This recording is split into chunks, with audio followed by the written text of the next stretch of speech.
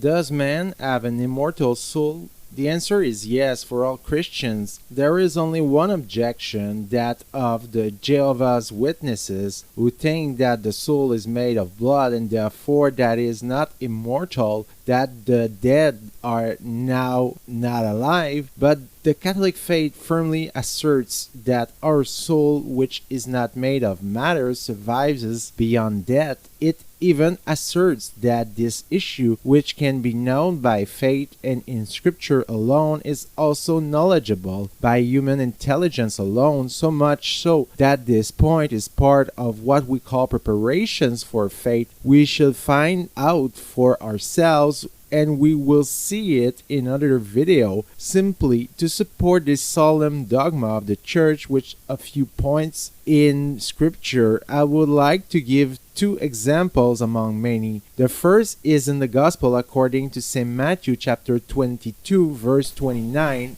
etc. The Sadducees mean people who, like Jehovah's Witnesses, read the books of Moses exclusively for this sole problem and refuse what happened afterwards, in particular the Greek books, where the soul was affirmed as existing eternally. These Sadducees, who did not believe in the survival of the soul after death, came to trick Jesus by saying, "A man has had 7 wives, whose wife will he be in the next life?" And Jesus responds brilliantly, after explaining to them that in heaven we are not married like on earth. Whose God is he? Is he not the God of Abraham, Isaac, and Jacob? Then in your opinion, is God a God of the dead or of the living? The people who were listening to it were amazed at his intelligence. Of course, he replied correctly, but if we don't believe it, there are texts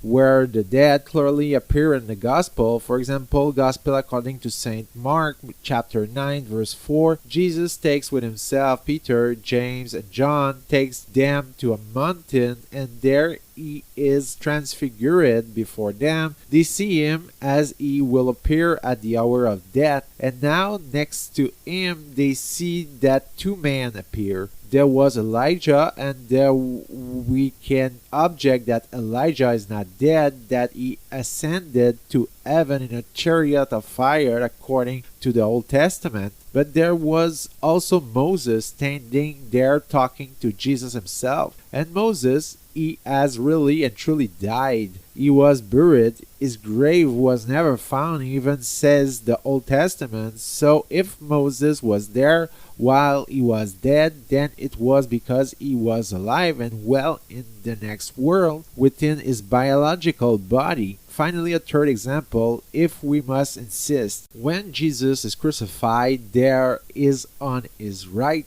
a bandit, the good thief, who asks him for forgiveness and asks him to take care of him when he comes to his kingdom. Well, Jesus simply answers, "Today with me you will be in paradise." And when the Jehovah's Witnesses translate the text differently by saying, "I will do it for you today, one day with me you will be in paradise," obviously it does not correspond to the Greek text. So the existence within us of an immortal soul is truly fundamental truth of faith, as is the existence of God. And I would further say that you can't be Catholic without believing in it.